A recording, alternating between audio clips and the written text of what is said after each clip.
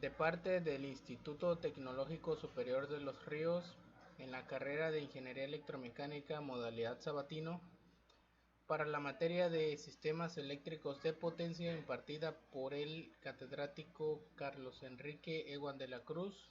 Aquí su servidor, Saúl Ignacio Zacarías Sánchez, les vengo a demostrar la solución a un ejercicio precisamente de dicha materia. El problema consiste en si el circuito del problema 1.1, que se refiere a un ejercicio resuelto con anterioridad por otro compañero, consiste en un elemento puramente resistivo y de una puramente reactivo, encuentre la resistencia y la reactancia si los elementos están en serie y si están en paralelo. La forma del elemento reactivo se hace hacia una capacitancia, debido a que, bueno, a continuación se los voy a explicar, pero es hacia una capacitancia. Partiendo de los datos del problema 1.1, quedamos que la tensión son 100 ángulo de 30 y la corriente son 8 ángulo de 60 grados.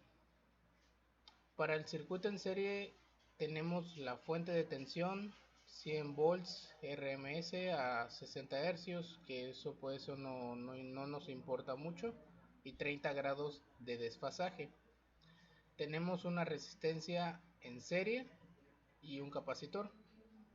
Entonces, para empezar, hay que determinar la impedancia generada por la resistencia y el capacitor.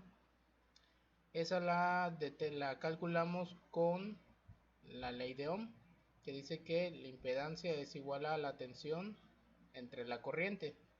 La tensión equivale a 100 ángulo de 30 grados en volts, la corriente son 8 ángulo de 60 grados amperes, y esto es igual a 12.5 ángulo de menos 30 grados ohms.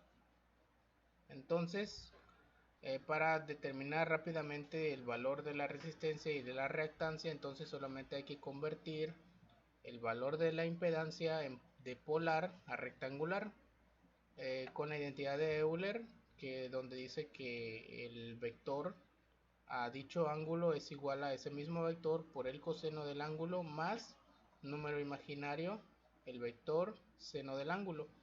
Entonces nos queda que 12.5 ángulo de menos 30 grados es igual a 12.5 coseno de menos 30 más j, el número imaginario, 12.5 seno de menos 30 grados ohms. Finalmente, la impedancia en rectangular nos queda que son 10.825 menos J 6.25 ohms. Esas son las coordenadas rectangulares de la impedancia que obtuvimos al principio. Por lo que, obteniendo la parte real e imaginaria de esa impedancia, nos queda que una resistencia de 10.825 ohms y una reactancia capacitiva de menos J 6.25 ohms. Esos son los valores que corresponden al elemento resistivo y al elemento reactivo, una resistencia y un capacitor.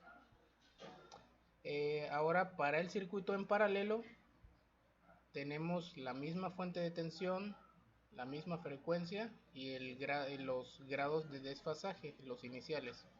Pero ahora los elementos están conectados en paralelo, entonces para conservar la misma corriente en dicha fuente tienen que ser de diferentes valores estos, para que se cumpla que la tensión son 100 y la corriente que fluye por la fuente son 8 amperes.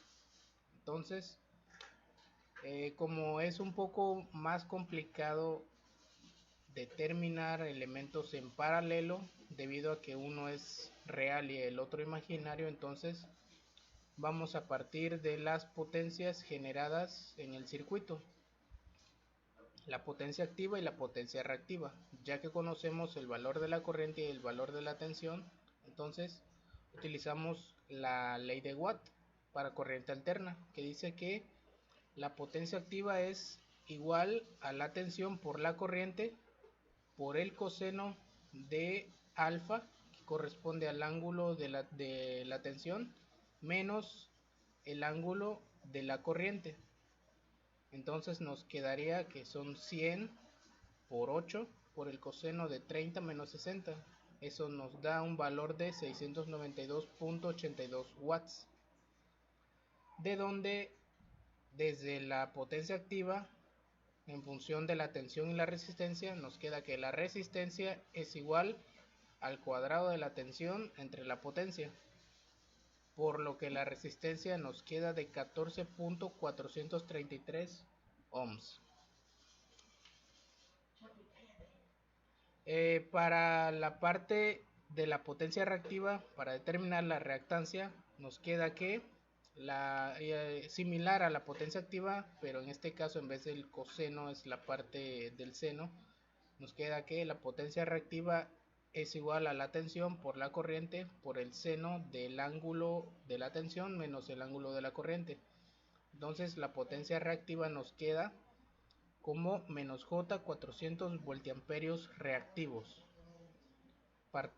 Ahora, para determinar dicha reactancia desde la potencia reactiva, nos queda que el cuadrado de la tensión sobre la reactancia corresponde al valor de la potencia reactiva, pero lo que nos interesa es la reactancia, por lo tanto, la reactancia capacitiva va a ser igual al cuadrado de la tensión entre la potencia reactiva, por lo que la reactancia capacitiva nos queda de menos J 25 ohms, siendo este el último valor que se estaba buscando, obteniendo finalmente el valor de la resistencia y de la reactancia capacitiva de las que se muestran en la diapositiva.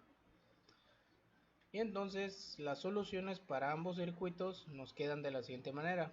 Para el circuito serie, una impedancia con coordenadas 10.825 menos J 6.25 ohms, donde el valor real corresponde a la resistencia y el imaginario a la reactancia capacitiva.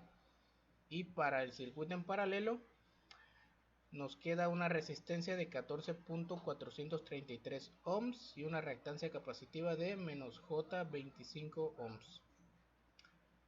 Siendo esta la solución para ambos casos, los que se plantearon desde el principio, y sin nada más que decir, sería todo para este ejercicio. Muchas gracias por su atención y denle like al video.